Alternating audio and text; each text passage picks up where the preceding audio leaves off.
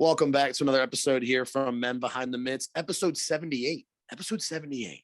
We're rocking and rolling. I'm your host, Big J, joined by my co-host over here, Silk. How you doing over there, bud? Hey, live and let die. Where were you going? I was gonna say living the dream, but I'm promising myself not to say that anymore. Don't say that. I have real feelings. This one I'm is a human. This episode is a doozy. Hold on, folks. It's a long one. If you make it all the way to the end, there's a reward. Reward. So you can either skip to the end now or you just listen to the whole thing. Let me tell you, based on the way this intro goes, it's a good precursor to how the episode goes. It's a good one, and it's all over the place. A lot of information. It's like when you're eating Thanksgiving and you get a little bite of turkey, then you bite the roll, and you go in for the mashed potatoes or the sweet potatoes or the green bean casserole. Or the Brussels We're going to talk sprouts. about that too. We're going to talk about that too. We're going to talk about it all. Let's get into the green. Let's get right into it.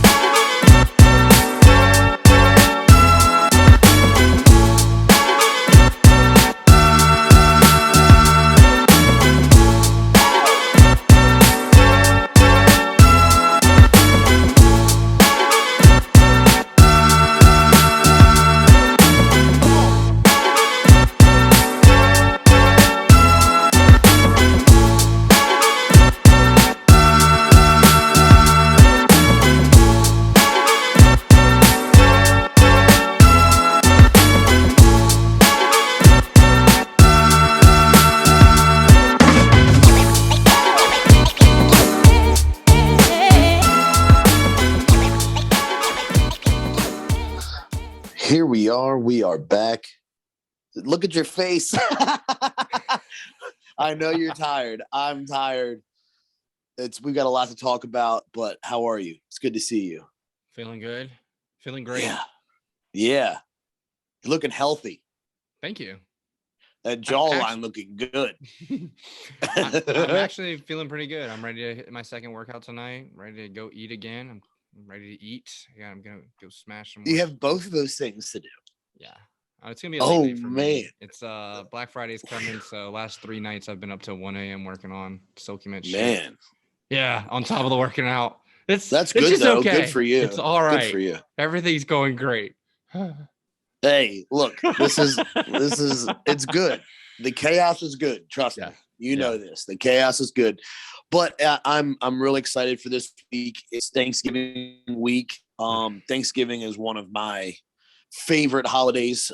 Just getting to gather around, with some family and getting to smash food. I'm really excited about that. Not going to go crazy, of course, but eat within means. Maybe a small army, not a big one. Maybe just go a little heavier on the turkey and less sides. That's what I'm going to go stack on the protein. And maybe pass on the gravy, unfortunately. Maybe just a splash. But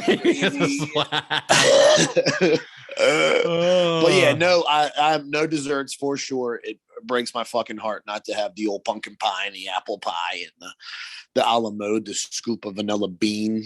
It's gonna be that's gonna be the hardest part for sure. Yep, for sure. But my chick was like, so I'm making a pie for just me and a 2-year-old.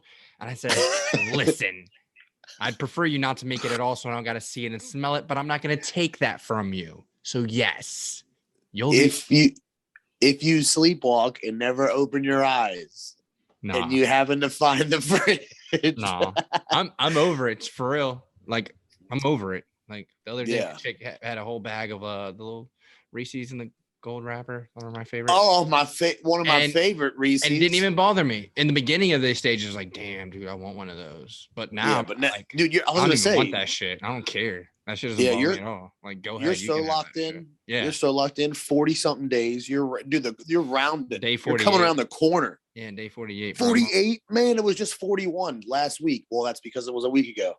Once we hit 50, it's gonna be legit downhill because that's only 25 days then. And you're probably not even getting sore anymore. You're just is what it is. No, I am because I'm progressive overload, obviously. I'm always pushing the always weights progressive. Up. And and that's going well for you.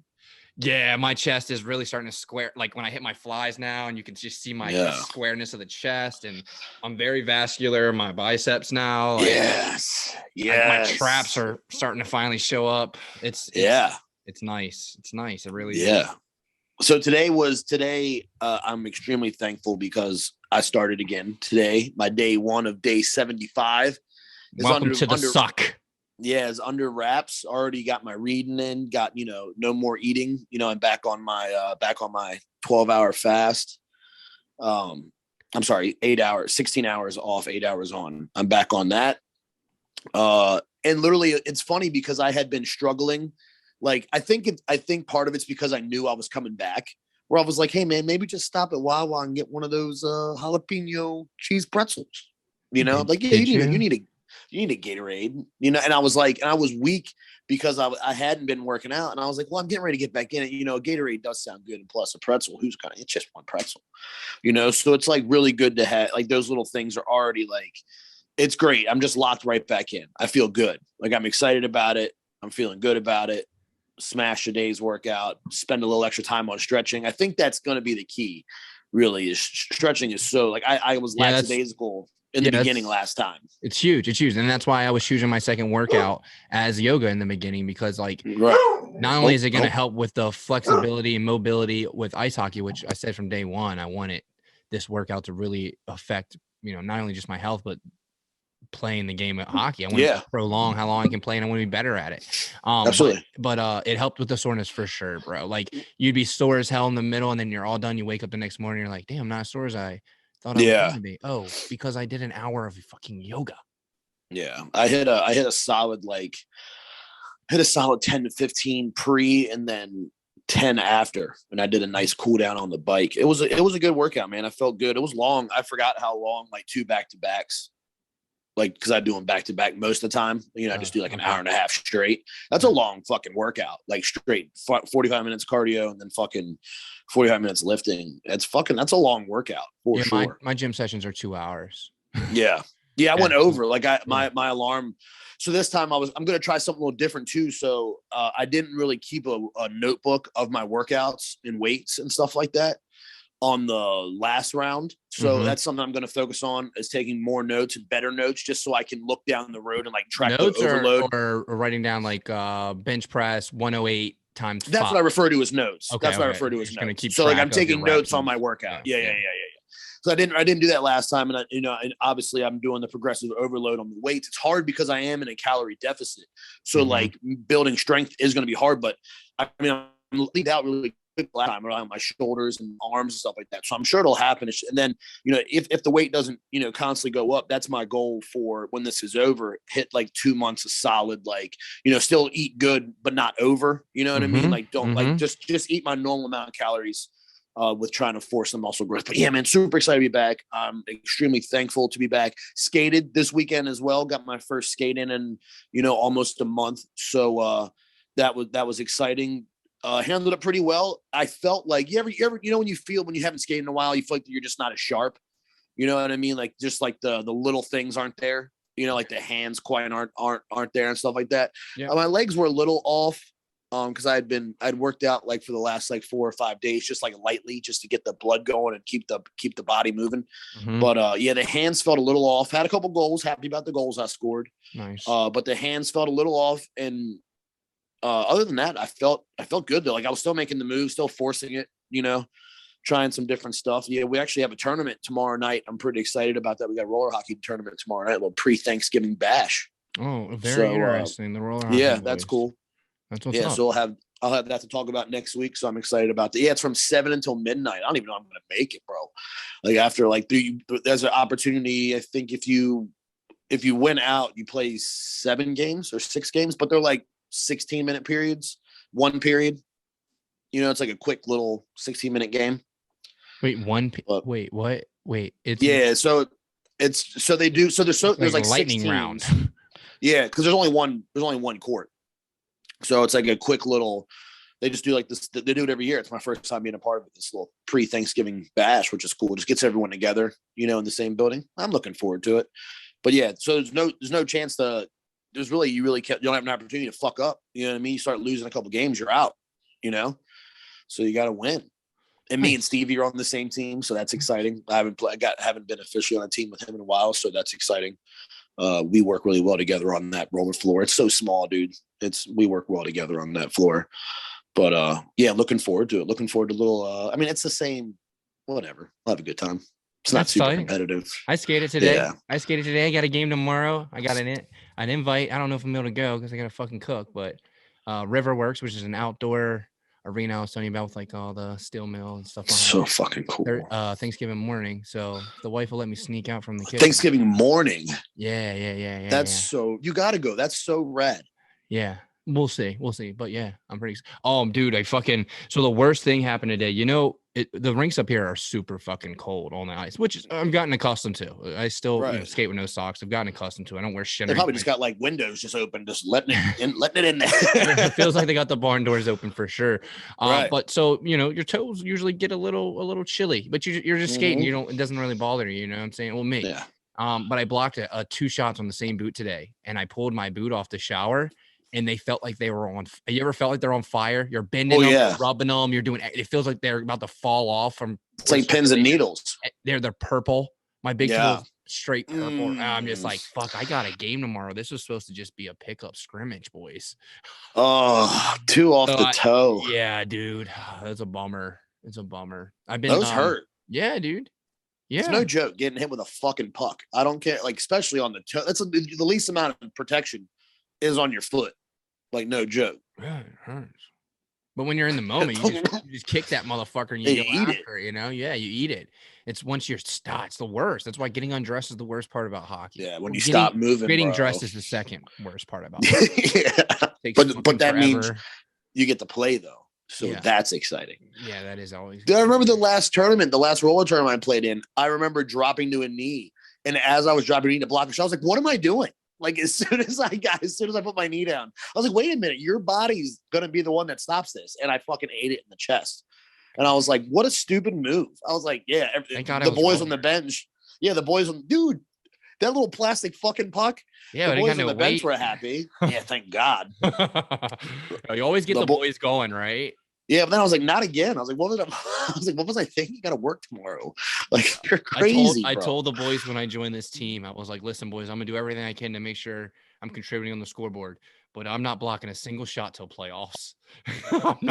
Yeah. Save it. Not playoffs. Save it. Everyone makes it. I'm not blocking a shot. Nope. Everyone. I love those leagues. I'm not gonna fucking get hurt and take a risk of having to miss in a week or two for blocking a shot for a game that doesn't technically really matter if we all make it anyway. You got a couple try hard blockers in there. Like you got a couple guys that are always blocking. Not on my team, no. And I kind of need. I feel like I need to lead by example. I need to go out there and start blocking them because no one blocks them. And I'm just like, okay, someone's got to be the guy on the team. Maybe I shouldn't have said that because maybe now I've changed everyone else's mindset. Yeah, they're like, yeah, fuck that. Let's just. But then come playoffs, the whole team's down on knees every shot. Right. five goalies. Oh, that's how we did it for a long time. You know that. We had to step it up. Yeah, that was our. It wasn't fucking outscore the team. It was like, don't let them get a shot on our goalie because he's not the best. Not that good. It's okay. I still had fun times on those tourneys. I caught one with my open palm. I was like, why didn't you turn your hand around, you fucking idiot? I caught it like this. I was like, oh. Yeah. Stupid. Silly. But yeah, man, I'm excited though. We got that going. So do you have any Turkey Day rituals that aren't, do you have anything special for Turkey Day? Like a ritual wise that you do? Any workouts or anything like that? No, I don't have any rituals ever for anything. Really? Yeah, it's actually kind of depressing when I think about it sometimes.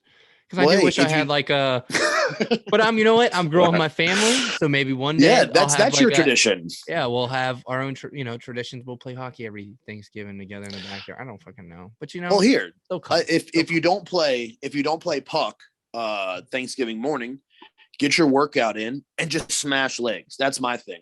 I do a Turkey Day workout. She's not going to let me go to the fucking gym. Oh, man. Well, you got a family. That's so difficult. She's already like, can we just work out and buy weights at home? You're always because I told you, I work out for 2 hours. I'm in the zone. Bro. Yeah, I'm working out for an hour and a half and then I do cardio.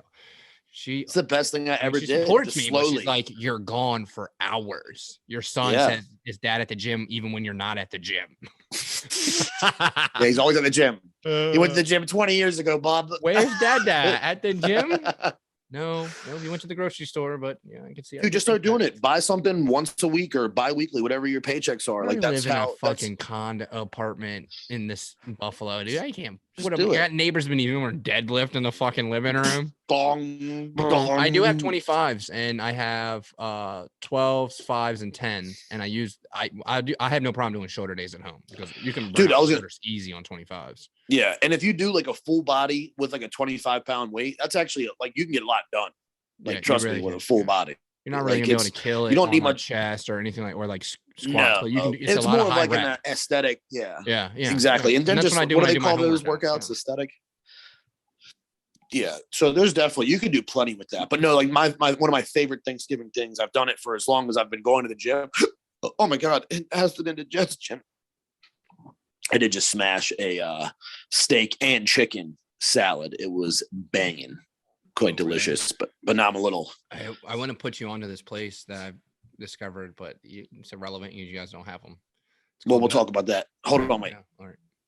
Hold on, because I'm going to talk about food in a minute. Yeah, so as long as I can remember working out, I've always made a deal. Turkey Day, go smash legs, deads, get a good day in on the bike because you're gonna carbo load. You know what I mean? So it's like you gotta earn those carbs. So that's always been one of my favorite things is just smashing, squats, press. I don't have a press here at the house, but squats, deads. I've been getting into Bulgarian split squats. Are you hip, bro? Bulgarian hip squats where you split squats, one leg up on the bench and your other leg's down. Yeah. And you go like that. Yeah, those are brutal. I do those with two 45 kettlebells on each hand. You're so strong, bro. And then after I'm done with that, I turn around and turn it into a superset and I do step ups. So instead of whatever I got my foot resting on, a bench, whatever. I turn around and I do a step up, one leg step with up. weights. With weights, yeah. Wow. Bro, I'm trying to be. You're a machine. So I just started doing the Bulgarians like 3 weeks ago because I was like, man, I really want to get like nasty. I just want to. I don't want. They're already big. If you want to meet God, you do those. You do 4 sets of 12, and you want to die. You're gonna be like, mama. Yeah, I just want these bad boys toned. Like, and I know that the stronger they get, I'll just be better off in hockey. You know what I mean? So it's a win-win. It's a win-win. But yeah, I'm only doing like 20 pounds an arm, and I do no weights on the step ups. I'm fucking heavy. Like I'm already exactly. heavy. I only weigh 210, so I gotta add that extra in there to get the legs going. I didn't even weigh myself today. I'd rather not know. I know the last time I weighed myself, I know what I was, but was it? I guess I've gotten up there. I do it all off clothing. I do it a lot of it based off like how my clothes fit. That's like the biggest thing. Yeah, like how my clothes fit and how my face looks. I can tell you. I can tell you a lot because I've just noticed recently that I'm normally a 2-hole guy on my belt, and I went past like halfway, and I was like, didn't realize I was like, oh, I'm almost on the 30. Yeah. So what I do, like 30, man. So what I do is I give her the old not 30. I meant to say 30, like 30, like the third hole, not 30. I'm still a 30. Oh, okay. I was like, whoa. I was like 30, man. That's fucking Dorito. That's fucking high school. Yeah. So I give the old belt. So, a fucking Dorito. It's so true. And Cheetos for legs. But fuck yeah. What was I saying? Oh, I give her my belt the old head. I give her the crank and I see how far I can pull it. And I kind of base it off that. I'm like, oh, bad day. Let's take it back out a little. You know what I mean? Mm-hmm. But I have had to punch 2 holes. I had to move back one when I wasn't on 75 hard, which is good. Not bad, but just more comfortable. Relaxed fit. Yeah, it was getting a little slim fit. It's getting a little tight. It's okay. Well, when you go ham at weddings, that can do it. Yeah. Mm-hmm. Mm-hmm. That happens. It happened. Guilty. Mm-hmm. Yeah, it happened. Facts, big facts. Oh, shit.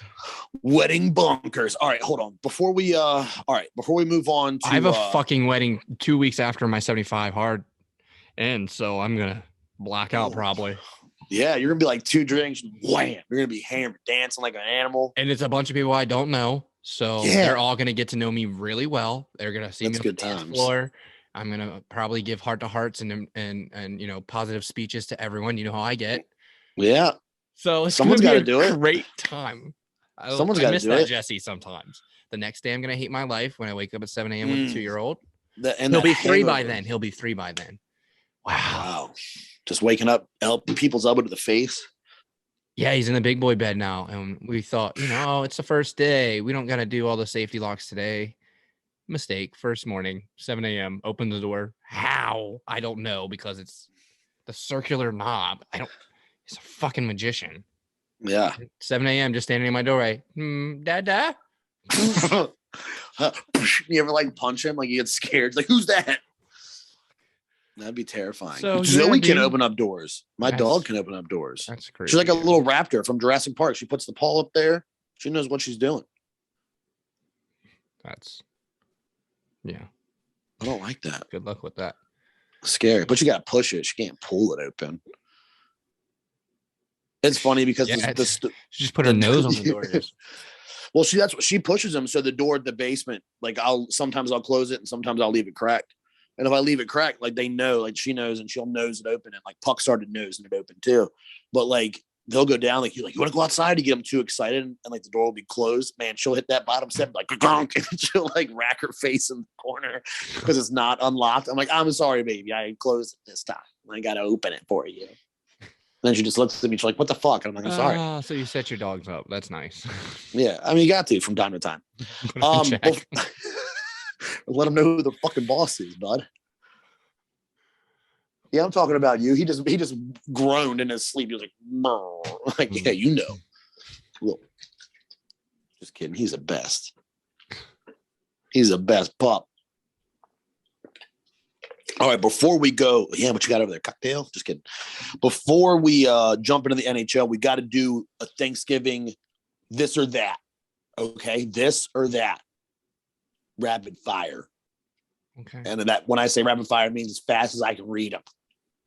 Which we're still working on. Yeah, we're still working on the reading. Sometimes words evade me, as well as disassociation. But I've been catching myself when I start to disassociate. So I'm like, hey man, you should probably come back to the room you're in. You're like, hey, what's up? It's bad. Ever since I dissociate not a lot, a couple times a day. Depends on the scenario I'm in. But dude, let's touch on this for a second. Explain that to anyone that's unfamiliar with. So let me do this. Number one, let me get the definition. But disassociation, it's bro, I'll sit there and I can fully block out everything around me. I can be at work and I'll be like, I don't even give a fuck if this motherfucker's talking to me. I don't know. Because I just shut everything out. I thought that was normal. That's not normal? No. So so you do it without meaning to do it. Yeah. Because I thought that was normal. Wandering off in my own thoughts. No. Disassociation. No wonder my chick is always telling me she said shit and I just don't remember. Yeah, no joke. It's it's a thing. Here, let me get you the real. How do you shop for disassociation? Fucking Black Friday.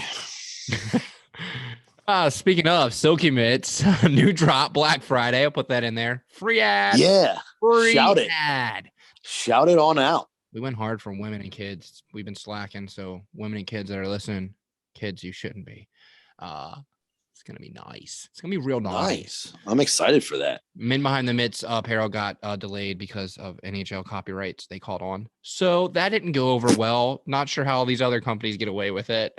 That's crap. It is crap. I got hit hard. Wow. Them and Beauty Status hit me with copyright infringements. Beauty Status.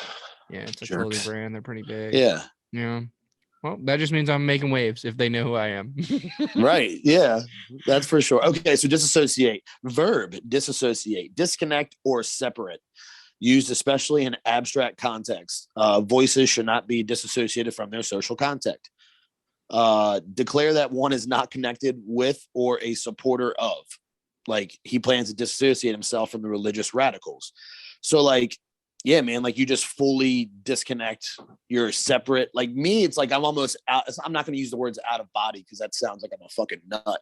But I'm not in the room that I'm in. I wouldn't I'll be sitting in the fucking break room at work. And it's I don't even know what's happening. Don't know what's going on in there. not listening to anyone else's conversation, not paying attention to my own self, and I'm just either like lost in thought or just like not even. Then it's like, whoa, fuck, I've been out for like 5 minutes, just like totally like not even looking at anything. It's wild, man. It's a really weird scenario that happens. But like I know when I do it because I've been trying to be a little bit more conscious of it to pull myself out. Because, what are you like, thinking about at those times? It can be anything.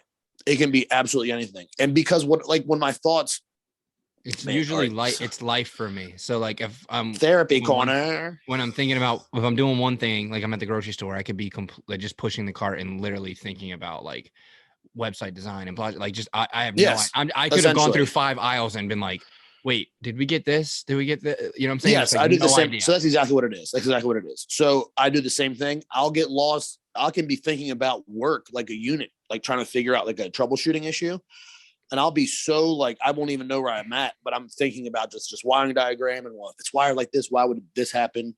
Or, you know, I'll get lost in thought like that. I get lost in thought a lot about things that I'm working on, that I'm doing, you know what I mean? Like, things that I want to be done. Like, okay, after this, I'm accomplishing this. And then I'm going to accomplish this. I go through my goals all the time. I do that a lot. Like, just, I constantly remind, it's because I think about that a lot, you know, like I'm thinking about my goals for 75 hard, my goals for the house, my goals for the truck, my goals for the bike, my goals for the pod, my goals for you and my, you know what I mean? Like I think about all these things. And usually when it happens, I steamroll and like, I'll just get caught in a loop. I've done it during the podcast before. Yeah, it happens. It for sure happens. Well, you're and you're going on a rant. I've definitely like, yeah. I get it. I'm so part of that. So it's not normal. Do I need medicine? What are you telling me? I don't know, man. I'm not no psychiatrist. Is it all the porn I watched as a child? Porn is not healthy. Yeah, I heard it. Like, I've been reading about it. I don't watch a lot of porn anymore. I still watch it, but not a lot. It's for the art now. It's different. I just want to know her backstory. Like, how'd you get here? Dad? Brenda. Dad. It was dad. What happened? I thought you were making cupcakes. How did you end up there? Now you're fucking. But listen, no, seriously though, like it fucks with your brain, like the gray matter, right? Yeah. Isn't that crazy? Because all the dopamine that it releases, even though you're not actually, wow. Yeah. It's crazy how all this shit in our life that we think that we enjoy is actually bad for us. Man, so we have to do a podcast on that. I need to text you on the side about that. Just how technology is just played. It's a full reversal of what we designed it to do, and how like detrimental it is without even knowing. It's so crazy. We're creating the Matrix, the metaverse. Like, we're creating the Matrix. Yeah, the metaverse. Yeah, they have gloves now that you can feel things when you touch it in the metaverse. Yeah, wait till you have a full body haptic feedback system. Exactly. You're playing NHL and your guy blocks a shot and you feel it in your fucking ribs. You go, okay, maybe turn that off. Like, it's gonna be weird. It's nuts, bro. I'm telling you. Really cool with porn. I just had to bring it up since we were talking about it. But I don't know where I was. Oh yeah, Thanksgiving this or that. We got disassociated on disassociation. Well, that's what it is. So that's something I've been working on. But this or that, rapid fire. Oh, let's go. I'm ready. This is how we got there. Ready? Hammer turkey. Man. Okay, this is the point of rapid fire. And I thought I was going to be the slow one. And your first words were, man. That's not ham. I wasn't ready. All right, ready. Let's try. I'm ready now. I was disassociated still. All right, let's go. Welcome to This or That Thanksgiving edition with Men Behind the Mitts. Silk, are you ready for this or that? Let's do it. Let's do it. Let's do it. Here we go. First one, ham or turkey? Ham. Mashed potatoes or sweet potatoes? Fuck me. Sweet.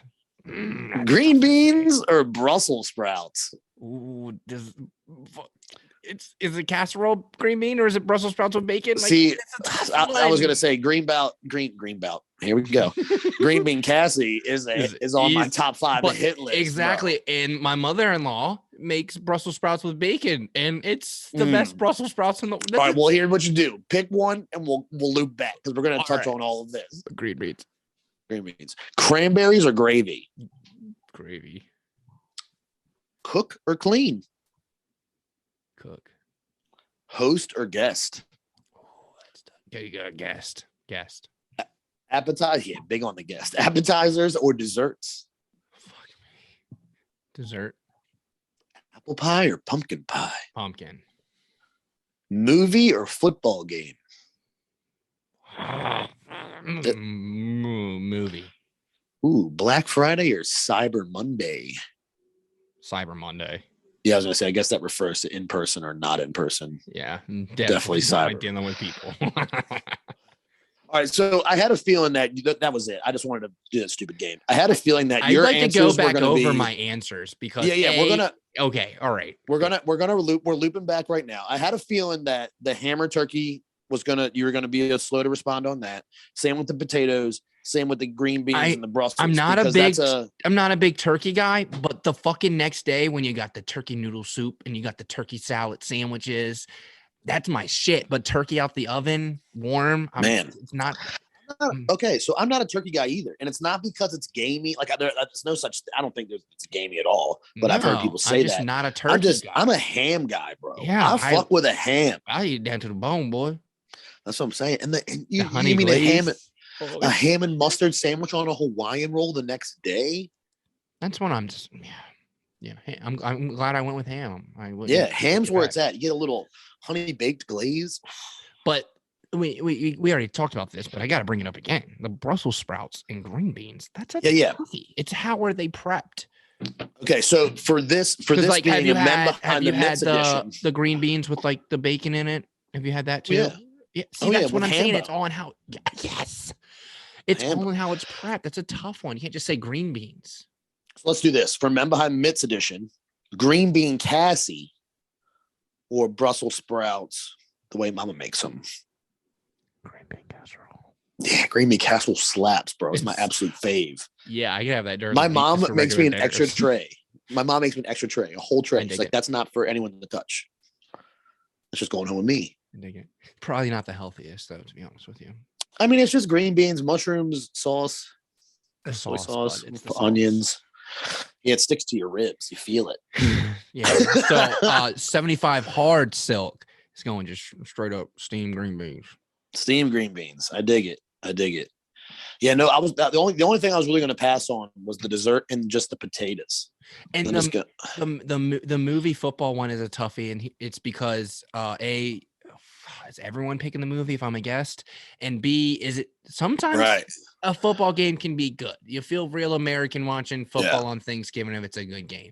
A lot of times though, here lately we've had the fucking Lions on Thanksgiving. It's been fucking shit games. Yeah, I was just saying that's a thing, isn't it? The Lions, they always play. So it's tough. That's a tough one too.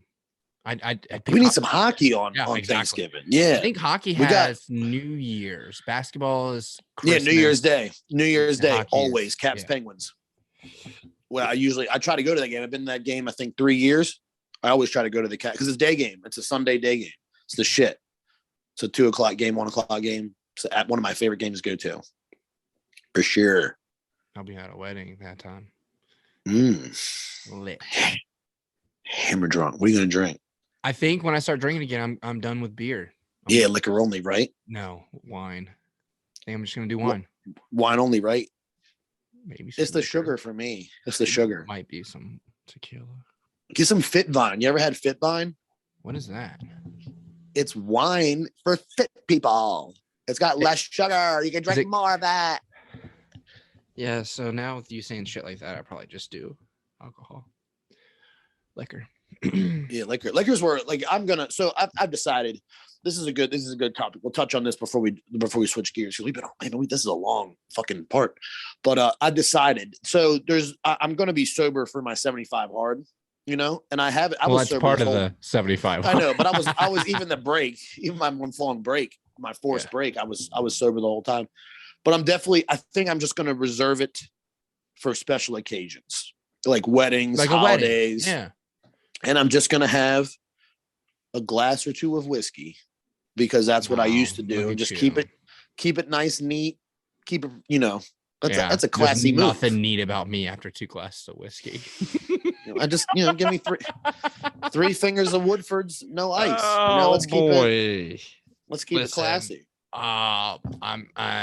We've had some great moments, go take a nap out in the car, you wake back up, everyone's still drinking, you go back in the bar, Yeah. I don't miss those days. Do I? Sometimes.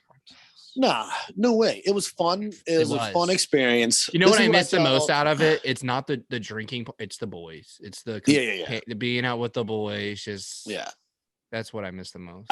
One of my favorite things, and we all used to say it was like my favorite thing when we would go to Ollie's, because we would always get so fucked up at Ollie's, and we would always be like, "This is the last weekend." Like we got, you know what I'm talking about? We'd always be like, "After this one, we're going to tone it down." We'll be like, "Yeah." And then it's like Thursday. You remember those texts the next morning? You're like, bro, I feel guilty. I feel bad. And then that night, what are we doing? Boston's let's get a couple pies, get a couple pitchers here. Oh, let's go. But I was telling, it's funny, I was telling a younger apprentice I work with. He was like, man, he's like, you don't do nothing. I was like, bro, I really don't. I'm so lame now. It's so lunch. I just chill, man. I really enjoy being at my house. You know what I mean? It was such a thing for me to have my own place. I finally I just enjoyed chilling here. But I was like, bro, you wouldn't believe like the animalistic things that we used to do. Like we were some just things we'll never talk about. Yeah, just absolute animals. Like, and not just us, but like everyone. Like, isn't it crazy? Some nights we would we would. I don't want to hype ourselves up, but I feel like we would create the vibe. Like we'd show up and just it'd go. No, I just think so. After looking back on that, we just had our own party all the time. I look back on that and I was like, yeah. Because I was like, because now when you're out at dinner, look at someone who's being loud and you're like, that was us. Like that's. I remember a few times when you were bartending at what was it called? Oh, Texas. Yeah, I was pretty lit. Rip. I remember a few people sitting across the bar from me like, this guy, shut up. And I'm just nope, margaritas, baby, margaritas. Oh, you're frozen margs. I was always looking up frozen margs. But yeah, shout out to Texas. Rip, they're no more. I think they're done. Really? They closed the doors. Yeah, Mary moved to Florida. The owner moved to Florida, so she's out. She's like, but yeah, we had good times there, bro. Brandon. Yeah, I was in there I was in there one day a week, and it was when sports were on. I was her sports guy, and that was the shit. Nationals games, every home run. You were like their Caps guy too, because they knew if you were there, all the boys were coming for the Caps game, and it would be a packed. Dude, the playoffs we did there, it was so much fun. For being a bullshit job and just having fun, and yeah, man, that was a good bartending gig. That was fun, dude. I enjoyed working there. Those moments. It was just part of it, but just a part of it. Yeah, but just being out. With trust me, because we having a blast, having our own party. You're right. We're just having our own. Yeah, it was just our own party. It was our own party. It was always lit. The puck bunnies are nice too. I love my wife. So listen, there's something I wanted to talk about before we go into hockey that I've been doing with my 75 hard, and I don't know if you already do it or you do it. Cold showers. Yeah, I've been a cold shower guy, but tell me, you just got into it? Yeah, I'm slowly getting into it. I still, no matter what, start with hot. That's how I wash my body. I open up my pores, I scrub it. I gotta. Mine's and then after I've cleaned my body, I finish on cold. And before I started, just put my arms in, then my legs, and I get my head and let it run down. I'm like, okay, I'm done. But the other night, I realized, like, since I've been doing that, I just put it on me, and I was like, damn, I've been in this for a minute. It's not even that cold. Yeah, just do you focus on your breathing? Like, do you control your breathing? I make sure I know it's all mental. I just focus on my breathing. I'm like, bro, this is nothing. I'm like, this is nothing. So, you got this. Just focus. Yeah, Chick thinks I take cold showers all the time because I don't shower in demon water. Like her shit is unreal hot. I'm like, bro, like this is melting skin. Like how are you staying that hot? No. So like mine is, she always calls it cold. I wouldn't even barely call it hot. Like mine's like lukewarm. I just whatever. I like the way it feels. But no, so for a long time, I've always like the last minute or 2 minutes of my shower, I'm all the way cold, and I'll stand there and just focus on my breathing. And it really helps my back too. Like I'll turn around and just let it like hit my back and like it's come down. The positive properties it has for your skin. Yeah, everything. I want a cold bath like outside. I want one of those so bad, but they're a little bit out of my price range for the time being. I almost bought 2 bags of ice today because I skated and I got to skate tomorrow. I was like, man, I should just pick up some ice, go home and do an ice bath. I'm glad you brought this up. I'm glad you brought this up because it's important. A lot of people do it. A lot of people go sauna, cold bath, and they alternate. They'll do 5 minutes in the sauna, 1 minute in the cold bath. Yeah. Wow. What a Yeah, it's because it just you get so loose, and then you push out all that lactic acid on the inflammation with the ice. Like that's why, like everyone always asks me, like, you a heating pad or an ice guy? I'm ice 24/7. Yeah. Because like ice keeps the inflammation down. I haven't used a heating pad since I was a kid and I had a tummy ache. Yeah, not even. But like heating pads, they cause fluid buildup, So like a lot, like I want to stay loose, but you'll get fluid in there. Then when you're not hot, you're gonna be achy because you have fluid like in your joint. You know what I mean? Like it's not good. So I'm always ice. Keep rice, bro. Rest, ice. Ice. It's rice. It's rest, ice, compress, elevate. Compress. I was like, condition. No, I'm already conditioned. I'm a machine. Yeah, I'm trying to do it a few times for broken bones and shit. I don't go to the doctor. When I broke my toe and I stopped that shot, it's still not. I have to like grab my finger and like bend it straight. It doesn't. It doesn't hurt when I do it, but it definitely stays half numbed. I've had a broken pinky toe for going on almost 15 years. It is. It's a fucking little red nub. I probably is not healthy. Like I'm waiting for it to fall off.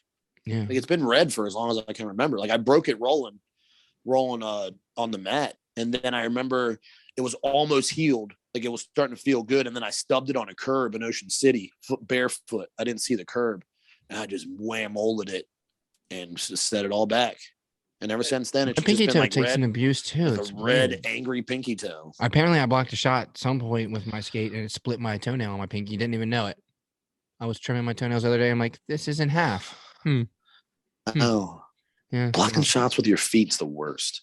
Yeah, and the first part is I don't try to block shots. They just try to put it through my fucking legs. Assholes. Why they do that? Oh no, they're deceptive. Deceptive. Watch this. It's a screen. Shoot it right through the legs, bro. That's what I like to do. I do it too, so I'm not mad. But all the traffic. Sure mine's not hitting their toes. Believe that. I mean, all the traffic. All the traffic. Give them all the traffic. I like that because I've been playing defense again, so like I've been liking shooting. I've been liking shooting. Well, dude, in roller, you just go coast to coast. Like literally, like 4 times. We got the puck in our zone. I was behind the net. I came out. I went to the right, hit the brakes, went back behind the net, and came out to the left. No one moved, and I was like, "All right, I got it." And then I just fucking skated it all the way down.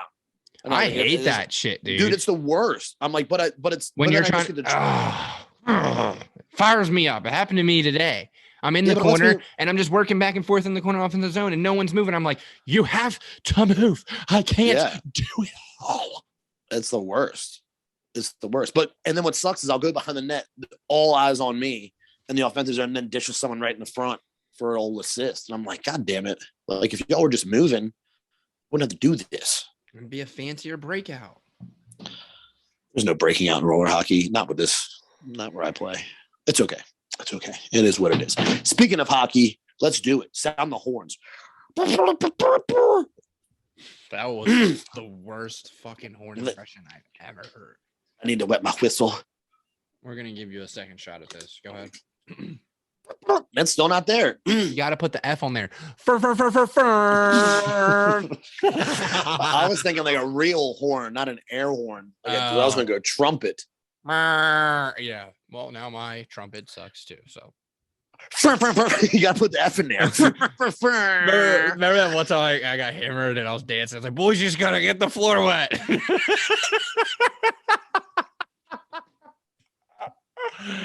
Nothing. All right, real fast. Real quick story about Silk. Nothing will get better is when you were dancing at Boston's and you knew what you were dancing with. I'll just go like this. The joint was all the C's. The joint was thick.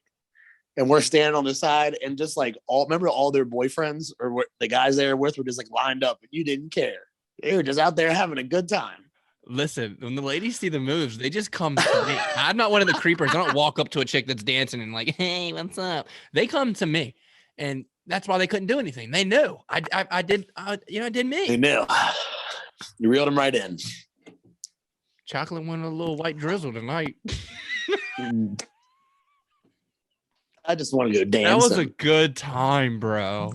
Like, God, that was a long time ago. Way to bring that when I hear shit like that, I'm like, man, I wish I could go grab some beers and go dancing with the boys. That was 12 years ago. Wasn't that crazy? Good times. We used to fucking slay, bro. That's a good time out there. Used to have a good time. All right. Oh, that was good. That could be on a sound panel. Whoa, that was like a foghorn. That was good. I've been practicing my foghorn leghorn. Let's do it. Let's jump into the show. We've got a lot to talk about. COVID bugs, injury bugs. We're going to do some divisional breakdowns. First, let's just talk about the injury bug that is not only plaguing the Washington Capitals, but is just going around the league, man. I'm happy. If let's put it this way: if there's going to be an injury bug and stint and shit, I'm glad it's happening now versus later. But man, the Caps are still devastated by injury and IR. TJ Oshie, Nicholas Backstrom, Eller's still out. Anyone else? Am I forgetting? Sheary's out. Sheary's out. It's nonsense. TJ Oshie came back and then got hurt again. Yep. Played non-contact, got hurt. So the Caps are digging deep, and I believe that was the loss to Seattle was a big deal for me. I was kind of upset about that loss to Seattle. We'll talk about that when we jump to the Capitals, but that definitely played a big role in there. Big hurt update with Tampa Bay. Braden Point out 4 to 6 weeks, upper body injury. Tough for him. Unfortunate. Having a great start to the season. Point's really been putting up work for them. But they still got, it's funny. It's almost like Stammer's been in the shadows this year, but we'll talk about that more when we get to Tampa. Point expected out 4 to 6 weeks with the upper body. That's a tough one. Them already missing Kucherov. Yeah, that's a big loss. But look, I think this is nothing that this Tampa Bay team hasn't seen, in my opinion. You know what I mean? They know how to battle through injury, and honestly, they've got, even though they lost a few key guys down the roster. I mean, Corey Perry, Pat Maroon, they've got plenty of guys to step up and fill that role. They can definitely, I think they can. And Killorn is having a great season out there. Yeah, Killorn is, he really is. Yep. That's just I think they can hang on to it. I just Braden Point and Kucherov. That's two big weapons out of that offense for sure. Yeah, Nashville Predators hoping to get Forsberg back soon. Kevin Hayes for Philadelphia is week to week right now. Kevin Hayes. It's that time of the year, right? We'll see what happens. Looking over the Islanders as well. Got COVID. Chara got hit by the old COVID. He's the 7th player on the team that has gone through COVID protocol this year already. Brock Nelson injured for the Islanders as well, week to week. We're definitely seeing some names. Some guys are getting some opportunities from all around the league right now. It's kind of a big deal, really. I mean, we've got, who did we have up the other day, man? We've had, I didn't even recognize his name on the Capitals. I was like, I haven't even heard of him out of AHL. So, I mean, there's definitely guys getting opportunities all over the league, which is a big deal, though. Yeah, speaking of the young guns, how are you feeling about the American boys, Selly's overtime game winner, Selly's throwing the stick in the crowd. Hughes doing it first, and then Trevor Zegras for Anaheim doing it second. I'm a fan. I like it. It's a classy move. Yeah, you sell it, you throw your stick in the crowd for the fans, let them beat the shit out of each other for it, poke some small child's eye out, and you celebrate with the boys. Big fan. I think it's dope. Not only is it, especially on a game winner, you know what I mean? It's a great way to go off the ice. Yeah, that's the only way. You can't do that if you're tying the game. No. You don't. You do that, game's over, bud. Here, take this. Yeah. I don't need this. I know I need this. That's because it's going to go in the trash. That's a flex. Yeah. Trevor Zegras, by the way, is really starting to come into his own. Holy shit. Anaheim altogether has a lot going on for him right now, but Trevor Zegras is starting to look really good. The future's bright for that kid. Yeah, I can't wait to continue to watch him to grow and change the league. He's definitely going to be a name you're going to hear a lot about in the upcoming years. That's for sure.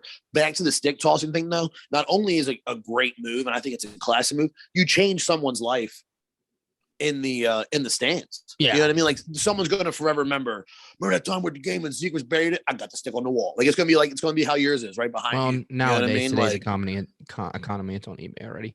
But yeah, I definitely understand where you're coming from with that. Not if you're sitting low bowl. You ain't worried about that. Let me tell you. Charities give out seats too. So New Jersey Devils just released their 3rd alternate jersey for the first time ever. They've always ran red or black. Or red and white, I'm sorry. So they finally released their alternate jersey. It's black and says jersey on it. Have you seen it? Are you a fan? You're not. I like everything but jersey. I like everything but about it. I like it. I think it's a classy looking thing. Yeah, I get it. It is a jersey that says Jersey and they're from New Jersey. Ha ha. I like the styling. I like the font. I like the colors. I like the laces. I like everything on it. Martin Brodie, yeah. Played love a big role. Love the stripe, the elbow stripe. Yep, for the love counties that. in the states. I mean, the county love in it. the state. Just not a fan of Jersey. I just don't know. I would have just rather the Devil's logo, like the Devil's logo, like his face or something. Just, you know what I mean? In black. But they wanted to switch it up, like the Caps. I get it. The Caps, and then but you're not the Caps, and then but the Caps don't have a real logo. Like the Caps don't have a real logo. We have the Weagle. I mean, I'm down with that, but it's not a logo. Like the Devils have a logo. Our logo is our name. But that's a logo because the L is a hockey stick. That's a logo. Man, right? Let me tell you, I love the Capitals. I love the Capitals more than anything in my heart. Sometimes I get salty about our name. The blandness. And I'm so tired of red, white, and blue. But I get it. We're in DC. I get it. I'm just every fucking team we played on, I have like 20 USA jerseys because of all the teams we played on. We're always fucking red, white, and blue. Like I'm just tired of it. Like they're all the colors in the world. That's all I'm saying. Yeah, I would be a big fan of this gonna be out there. This is gonna be really out there, but like a red and purple. That's different. It is different. I've made it my Chell team, man. It looks sick. It looks sick as fuck. You gotta be cautious about the colors. But yeah, I see what you're saying. I wish we ran the Weagle as our logo. I wish that was our logo instead of our name. I think that's kind of corny. But the same thing for the Rangers. Yeah, they have that logo, but it says Rangers in it, right? Yeah. Yeah. Same with Detroit, but like Detroit's logo is hard. The wheel and the wing, like that shit's Chicago hard. is one of my favorite logos. Chicago's is hard too. And like Tampa, like I'm glad we're talking about jerseys because I wanted to again touch on Tampa's all black. I mean, fuck. Well, that one's up there, but I think the Islanders haven't beat when it comes to the all black. The New York Islanders all black is sick as fuck too. You know what? I say all this shit about being bland. You know what? One of my favorite jerseys and logo is in the NHL, but I don't like the team. The Flyers. Oh, the Flyers. No, the Flyers. I think their shit's hard, bro. Like that, just the Flyers logo and the way they do like their wording, how they put the panel and then the black letters. Like dude, it's hard. And that orange and black is hard, bro. I fuck with it. And the all orange when they wear their home, bro, I fuck with it. It's hard. Yeah. That's like Vancouver's blue. They're all blue uniforms. I fuck with Vancouver's all blue uniforms hard as shit. Yeah, if we're talking bland and uniforms, Toronto gets me hard. I love the Toronto uniforms. They're so nostalgic. It's just the leaf. The all blue with the maple leaf is pretty sexy. Yeah. The all white's crispy. Yeah. Yeah. How are you a fan of the lime green, by the way, for Dallas? I was watching a game the other night. Dallas? Yeah. Yeah, I like it. I fuck with it. It's hard. It's bright. It looks like we're super watching bright. NHL 20. Yeah. It's super bright for sure. But I fuck with it though. I think it's hard. Mm-hmm. But they got like Dallas has too many jerseys, so that's the problem. At this point, they do. Yeah. That's not even that's not even their Adidas joint. No, that's just one they wear. Yeah. Yeah. Too much. But all right, so I did want to touch on this since we're talking about uniforms.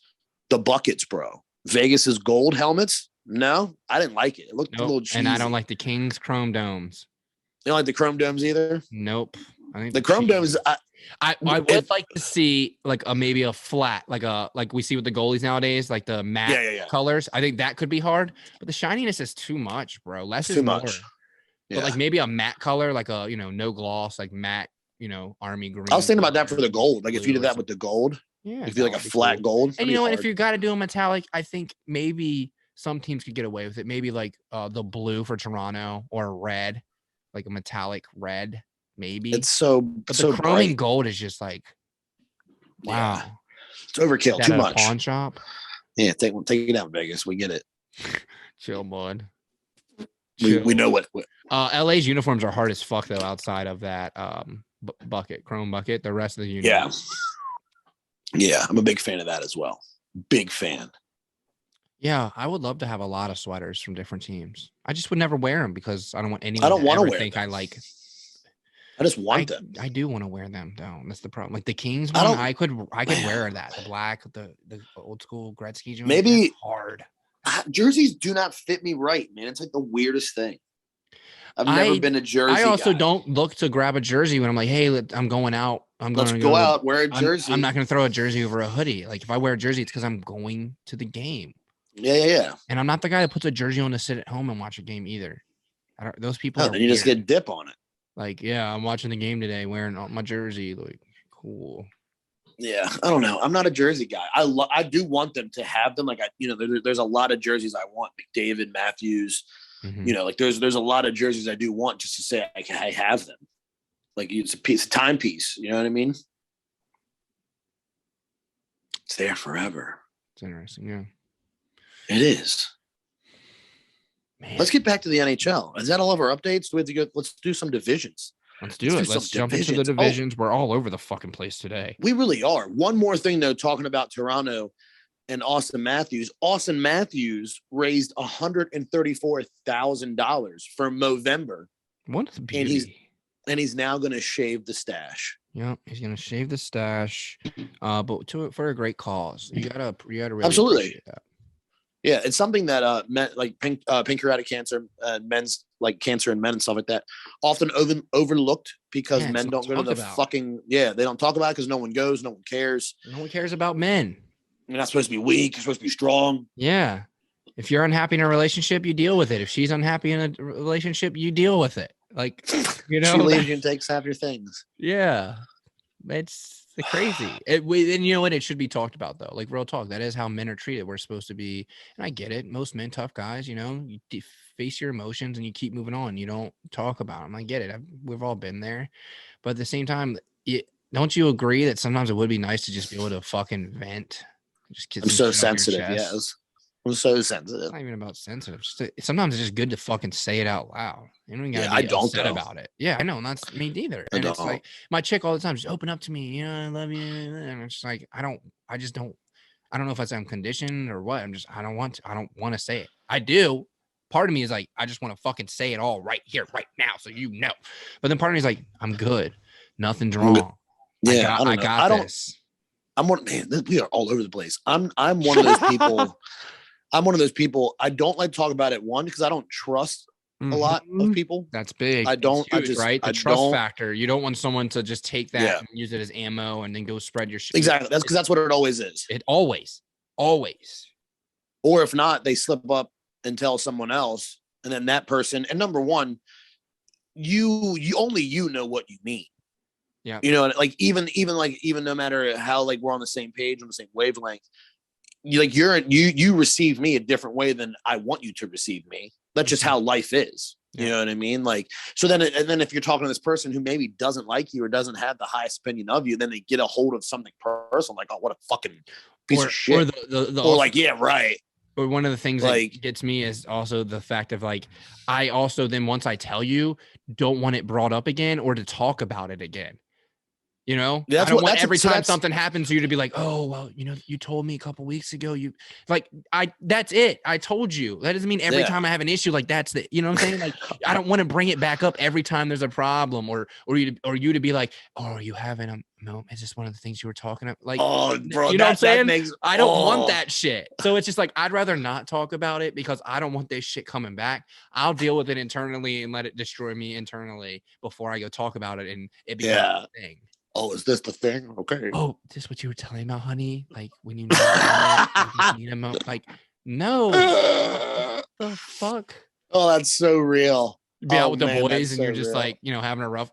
Oh, hey, bro, are you having a moment? Do you need us to like take it easy on the chirps? Could you? Don't worry, guys. He gets in this. He does this thing. This is just his thing, guys. Just take it easy on the chirps. All right. We had a talk last night on Xbox Live. He opened up to me. Like, I don't need. It's so real. But you know what I'm saying, right? Yeah. That's so. Fuck that, dude. All right, let's get back to hockey. Yeah, that's what sucks. Yeah, we gotta change the topic. We can talk about that all night. Because I'm always seeing motherfuckers post shit like, men need to talk and open up too. I'm like, there's a reason why we don't. Yeah. Like And then the ones that do, it's like, why are you doing, like, the ones that get on Facebook and talk about, like, It's too much. their shit, and it's just like, bruh, what are you're putting yourself out there.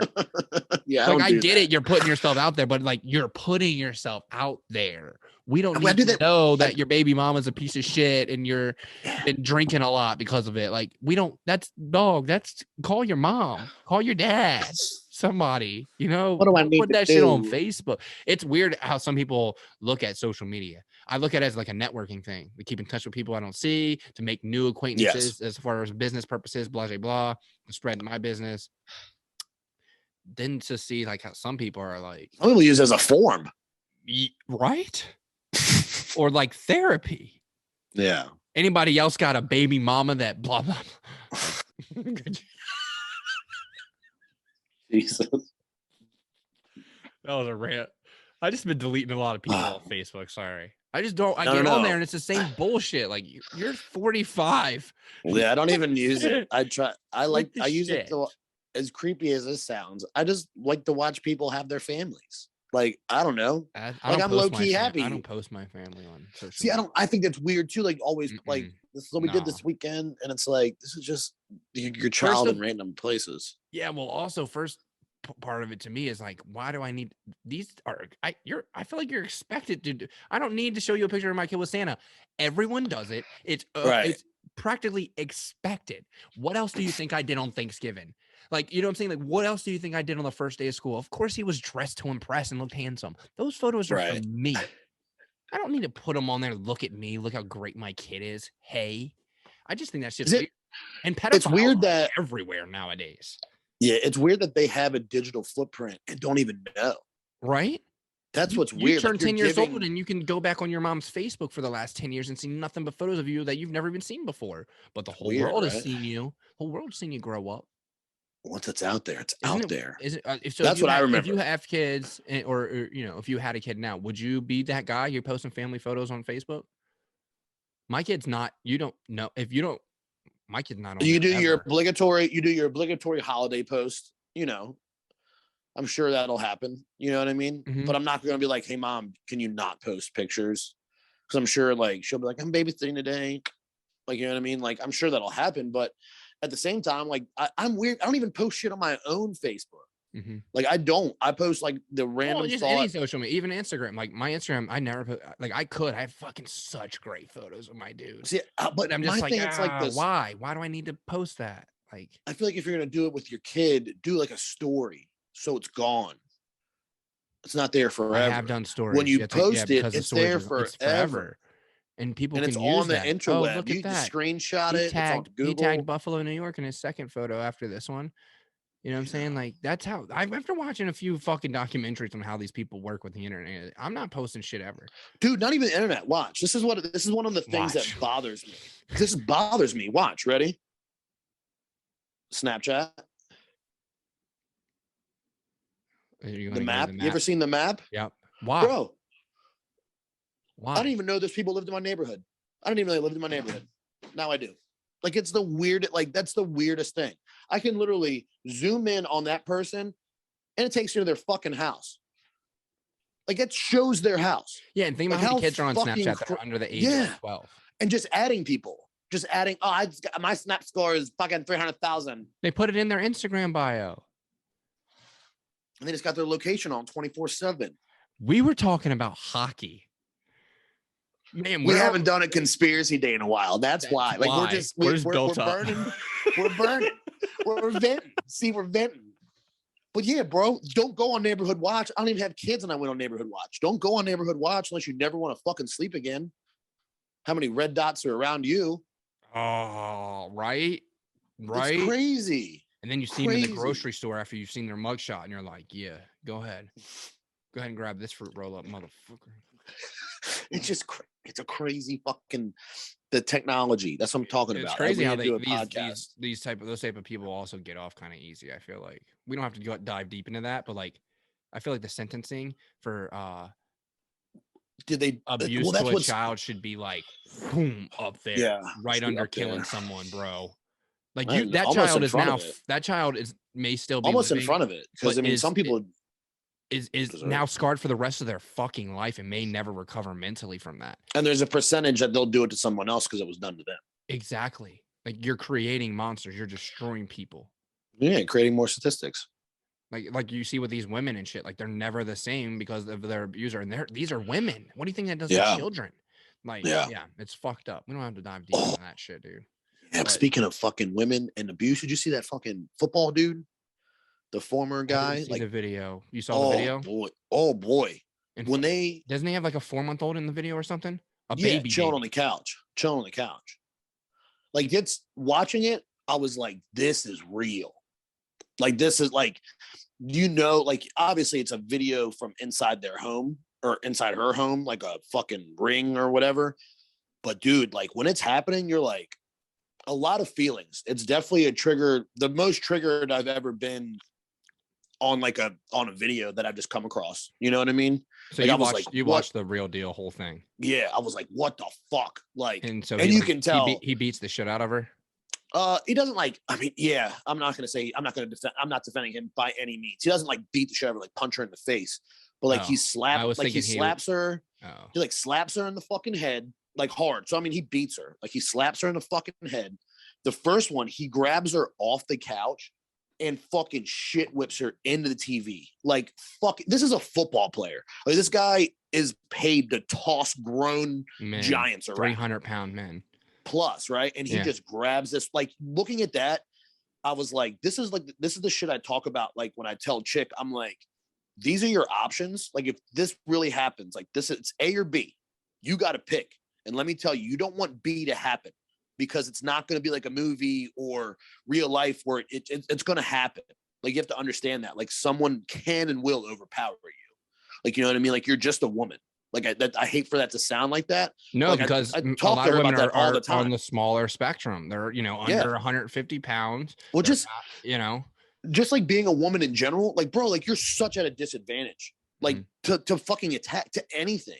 Like, we're disadvantaged to attack if you get attacked from behind, but like, you're a man, like you might be able to survive and fight your way out of it. But if you're a woman, bro, like, it's totally, I couldn't imagine just being like, I would just have panic attacks all the time if I was a woman. Like, that sounds weird, but for real, society we live in.